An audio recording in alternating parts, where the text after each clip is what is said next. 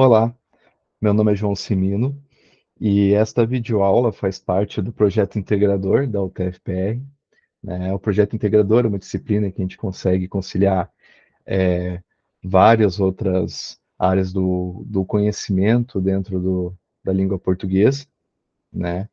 E, em nosso caso, a gente vem com uma proposta de trabalhar várias linguagens, né, em um objeto intermediático, né? Então, o meu tema hoje aqui com vocês é a poesia concreta, né? Mas nós não nos restringiremos apenas à poesia concreta, então não ficaremos restritos à conceituação do poema concreto, não. A nossa ideia aqui é justamente saber, né, fazer essa leitura de um poema verbo visual, né, um poema que está com uma imagem carregada de sentido nele, né, em que texto e imagem se complementam.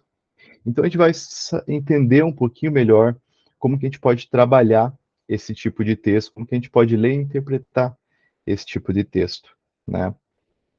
Mas antes disso, a gente precisa situar a poesia concreta historicamente, né? O concretismo no Brasil, ele surge a partir da década de 1950, né? A gente tem um contexto de transições políticas no Brasil, né? Um contexto de Guerra Fria, né? Então, é um contexto de muita divisão política e, ao mesmo tempo, a gente vem com a característica de uma crescente modernização e globalização, né? Então a gente pensa muito no avanço da publicidade, né? Principalmente aqui quando a gente trabalha com imagens, com visuais, e crescimento da tecnologia, né? Das novas produções, e também, né, na questão, quando a gente fala de Guerra Fria, né, a gente pensa na iminência de uma guerra nuclear, por exemplo, na divisão entre comunistas e, né, pessoas liberais, vamos dizer assim, e nesse contexto de tensão, né, vai surgir a poesia concreta. Ela vem com essa característica de se atualizar, né, no que diz respeito à questão de produção poética, né? Então ela vem com muita experimentação, muita inovação e tomando proveito, né, dessa oportunidade para várias críticas sociais, essa necessidade de se impor politicamente e, ao mesmo tempo, também de agregar esteticamente tudo aquilo que vinha aparecendo, né, em questão, como eu já falei, de publicidade, de modernização, né? Então a gente vê que é uma poesia muito visual, né? Ela trata, por ser visual, ela trata com múltiplas linguagens, então ela vem, é muito fácil a gente encontrar um poema feito com vídeo, em que música ou grunhidos, áudios, texto e a própria disposição do texto sejam articulados para que se possa atribuir um sentido ali dentro, né? Então isso é uma coisa muito nova assim aqui no Brasil, né? Até então a gente trabalhava textos é, visando exclusivamente ali a lírica, o trabalho com o eu lírico, né? A gente vê algumas divisões, algumas cisões nisso, e como na terceira geração do modernismo ali, que vão acabar acarretando, né, nessas novas produções poéticas.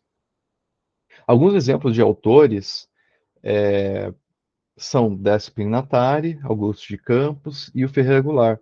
Percebam que todos, né, exceto Augusto de Campos, que ainda está vivo, né, todos faleceram recentemente, né? Então, é uma produção que tem um processo muito recente, assim, apesar da gente ter falado de início lá na década de 1950, a gente tem um avanço nessas produções e em novos experimentalismos, né? E de todo o gênero. Aqui a gente pode incluir também autores como Paulo Leminski, né, que também são muito conhecidos por essa experimentação, que são mais recentes ainda, né? A gente está falando já da geração mimeógrafo ali para frente, perfeito? Né? Esse aqui é um exemplo de um desses poemas. Percebam que aqui a gente está tomando proveito da parte visual, né? A estética que está articulada ao texto, né? O infinito dos seus olhos me faz encontrar o infinito dos seus olhos, me faz encontrar, e assim por diante.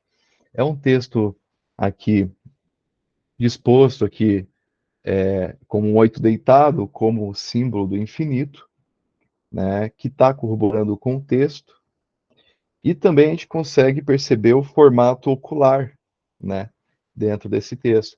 Então, percebam que de cara, a primeira coisa que a gente vê é a imagem, né, para depois a gente ler o texto, e aí interpretando o sentido do texto, né, analisando o sentido do texto, a gente consegue chegar a uma interpretação um pouco mais bem colocada, perfeito? Mas aqui é só para a gente entender como que se situa a, como que se situa a produção, né, da produção concreta.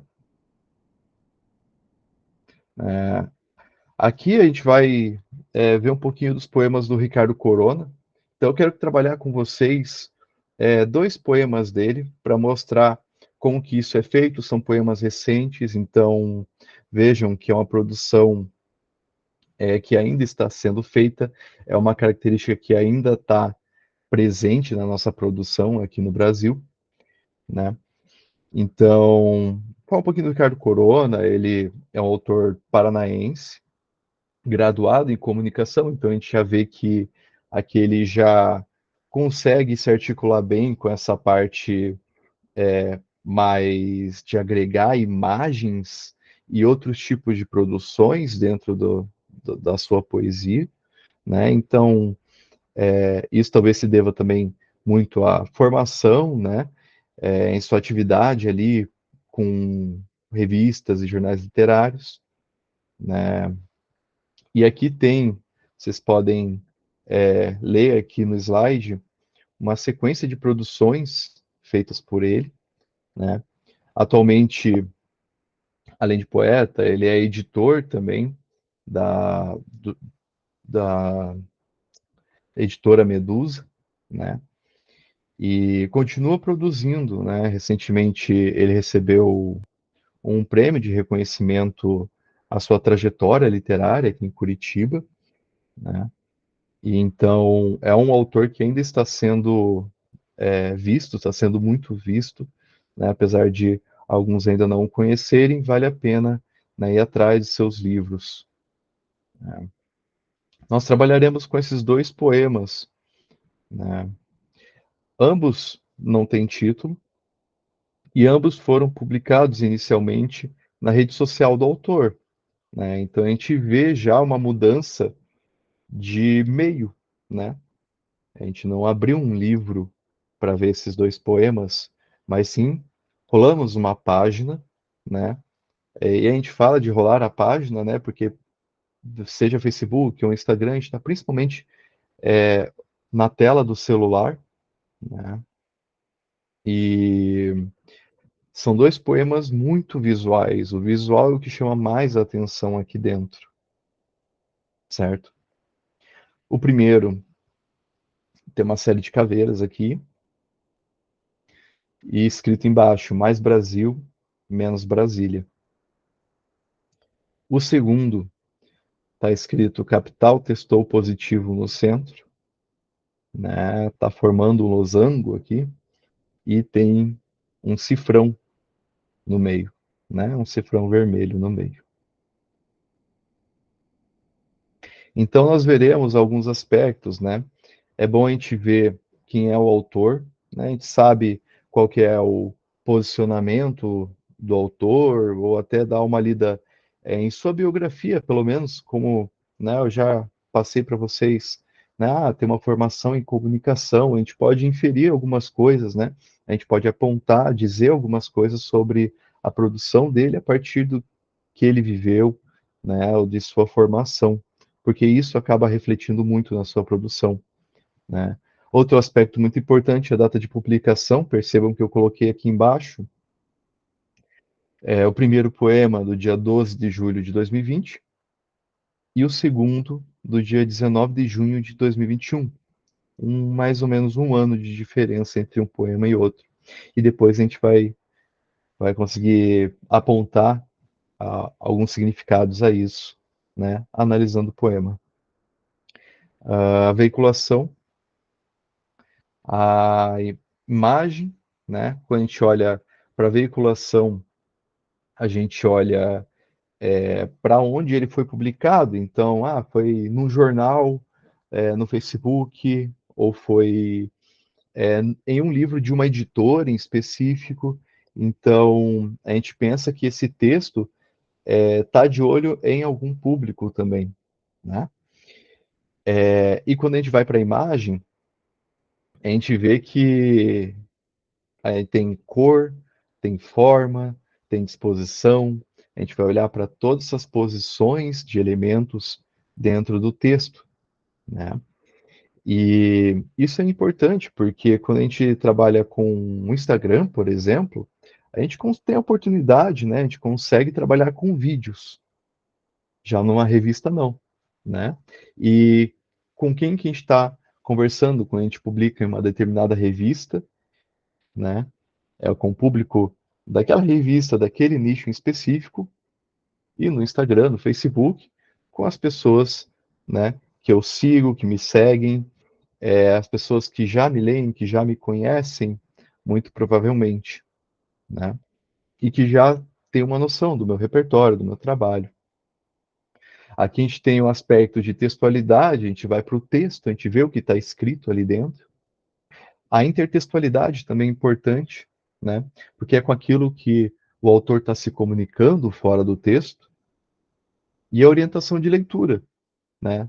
Nem sempre o texto vai estar disposto da forma convencional, como a gente viu aqui. Nós vimos aqui, o texto está lá embaixo, Brasil e Brasília, e o capital texto positivo está no centro, né?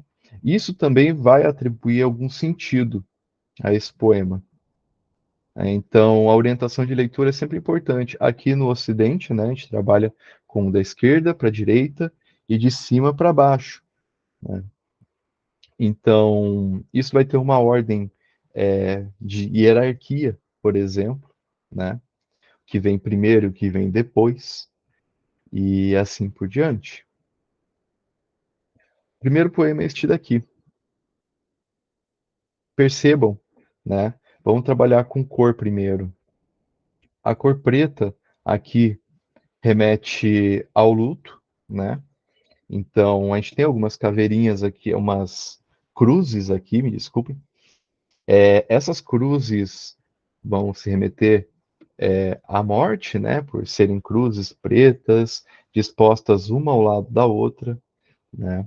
Então, a cor preta vai remeter ao luto, e o verde é uma cor mais viva, né?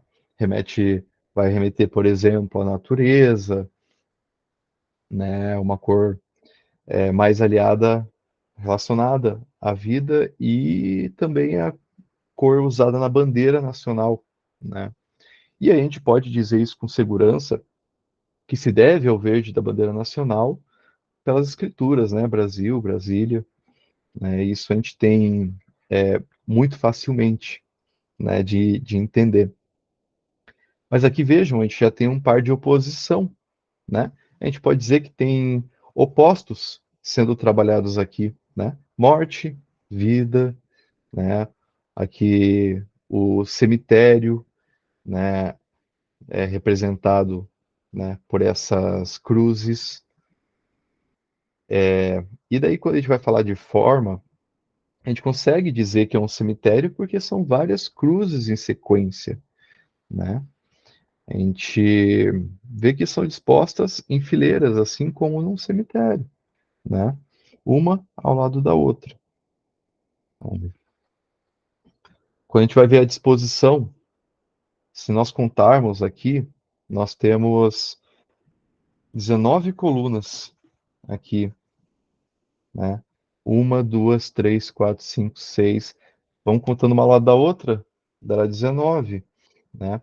As 19 colunas, e aqui vamos voltar para a data de publicação, dia 12 de julho de 2020, quando a pandemia, né, de Covid-19, né, estava em uma crescente, né, estava lá meio que se iniciando. Então a gente já se remete a que se devem essas mortes, né? Então a gente já começa a se questionar aqui do que o autor quer dizer, né? Então são 19, né? Então Covid-19, essas mortes estariam relacionadas ao coronavírus, né? A gente tem 17 linhas. Essas 17 linhas vão se comunicar ali ao 17, né, que é o número né, usado nas urnas para a eleição do então presidente na época, né? E a gente tem aqui o texto Mais Brasil, Menos Brasília, que vai nos ajudar a entender isso também, né? Porque foi uma promessa, né, de campanha do então presidente para o seu governo, né? A gente vai analisar isso um pouco mais a fundo. A gente tem aqui também um breve desalinhamento aqui das cruzes que dá uma noção de movimentação, né? E a gente tem isso aliado a uma intertextualidade. Nós vemos uma intertextualidade com essa imagem, né? Coronavírus leva a Prefeitura de São Paulo a dobrar o número de coveiros. Essa imagem ficou conhecida internacionalmente, né? E foi usada como base, provavelmente, né, como uma referência a esse poema, para esse poema, né? Porque é uma imagem conhecida, então tem uma associação fácil e a gente tem tudo isso agregando sentido aqui dentro. Aí, com que relação ao slogan, né, mais Brasil, menos Brasília, aí eu trouxe para vocês uma reportagem da época, né, e daí só um trecho justificando, né, na campanha à presidência, Jair Bolsonaro se autoproclamava o candidato que iria mexer nas estruturas do Estado, né. Havia até um slogan para vender essa promessa, mais Brasil, menos Brasília. Na prática, isso significaria reduzir o poder de decisão e uso de recursos do governo federal e aumentar a autonomia dos estados e municípios, né? Voltando historicamente, a gente percebe que isso aconteceu, né? Os estados e municípios acabaram sendo meio que abandonados, né? À própria sorte e o governo federal se ausentou. Então a gente tinha cenas como essa muito comuns. E aí vem uma crítica, né? Do autor em relação a isso, né? Mais Brasil, menos Brasília. Percebam que o Mais Brasil está perto do cemitério, né? E o menos Brasília, né, mais afastado.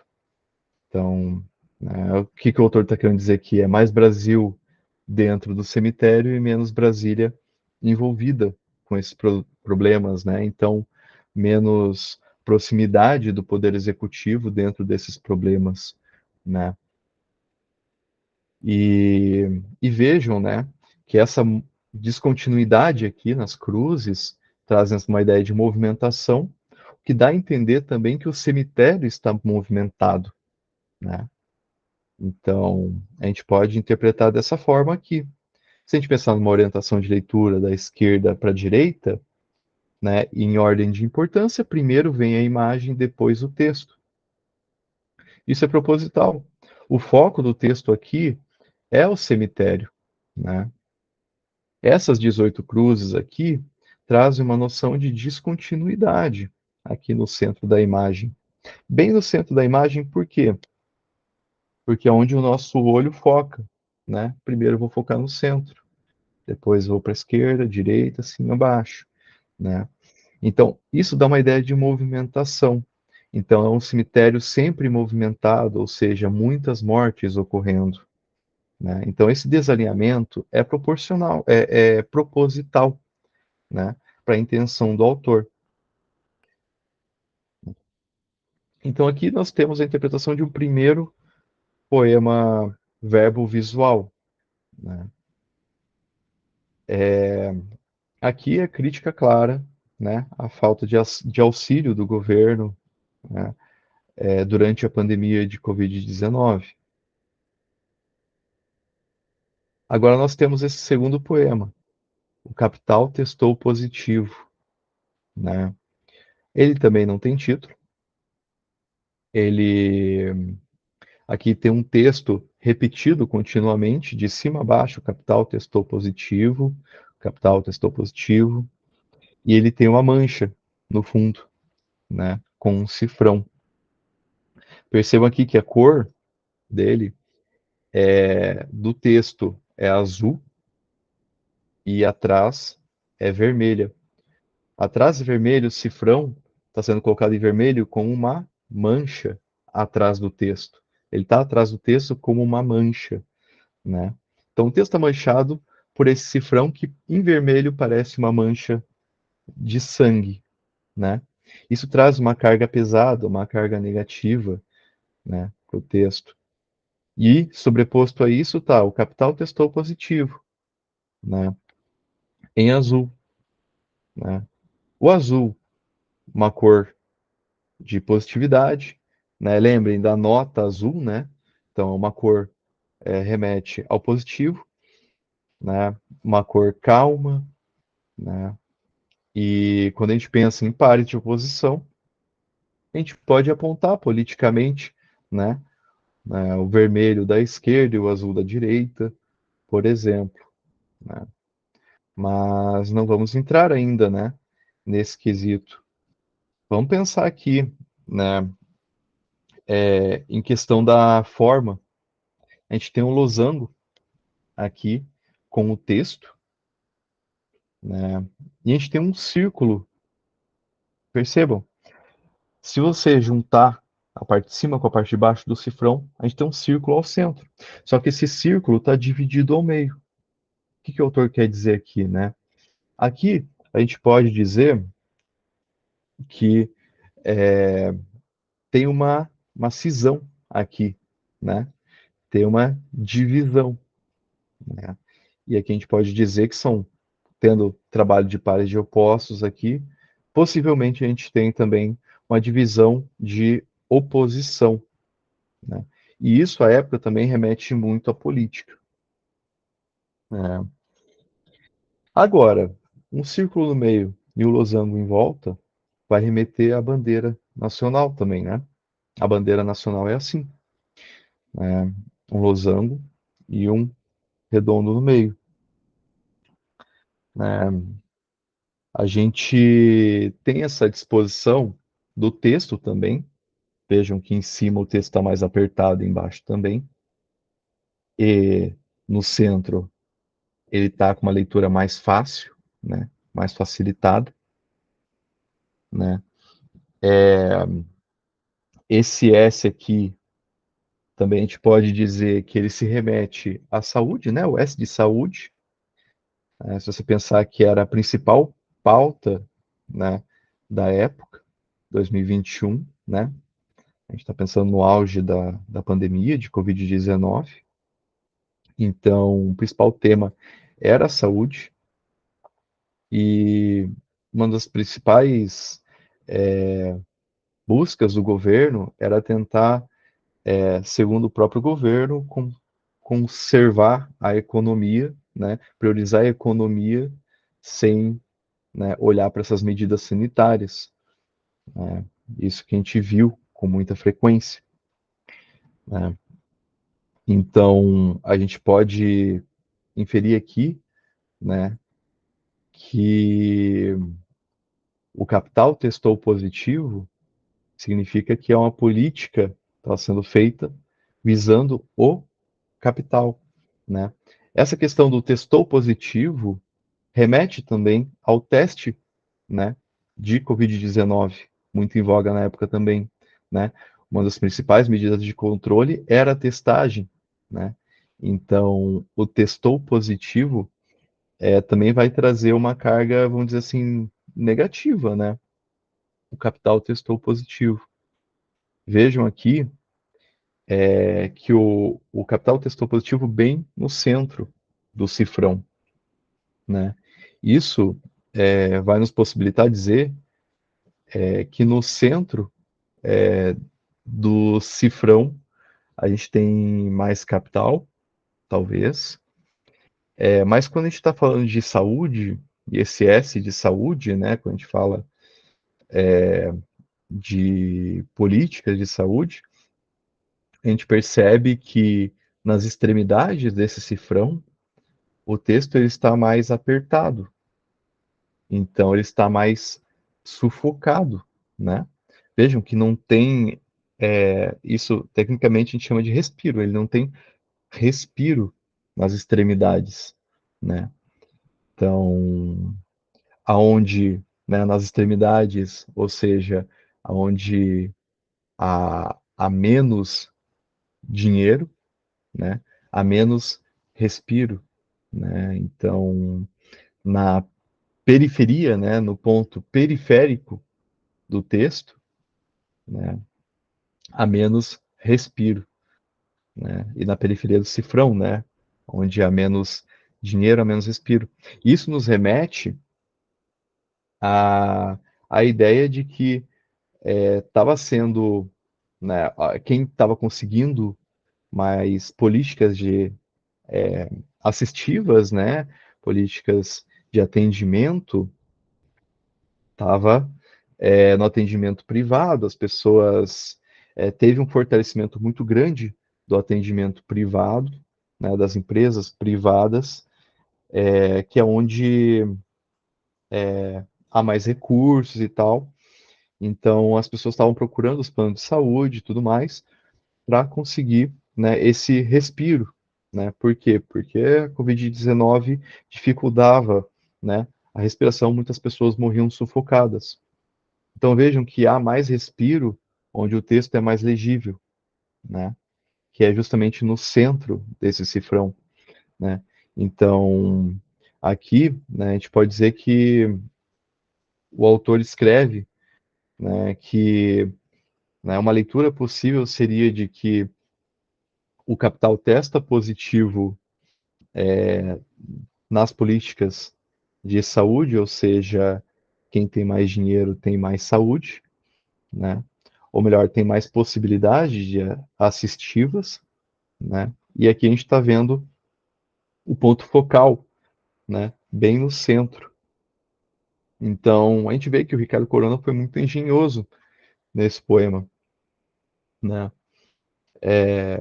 Então percebam que a gente não está trabalhando só com texto, né? Dentro do texto, por si só, não está falando de sufoco, de respirar, né? Não está falando diretamente de saúde, mas indiretamente a gente consegue dizer que ele está falando de saúde, né?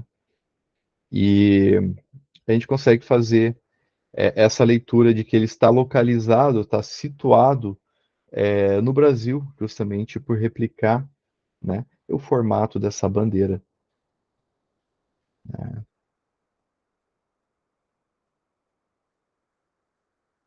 Então a gente vê aqui que o uso de imagem e texto é um uso em que todos os elementos se reforçam entre si, né?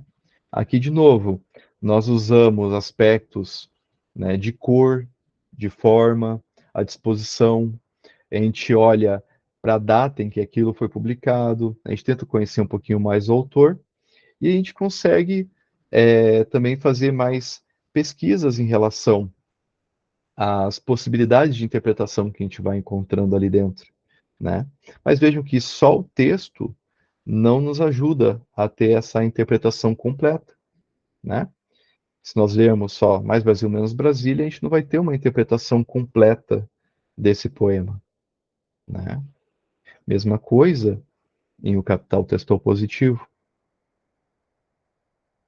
Então, todos os elementos vão ter um reforço de sentido aqui dentro, né? Então, isso exige da gente uma leitura sempre atenta aos detalhes, né? E uma leitura também sempre contextualizada, né?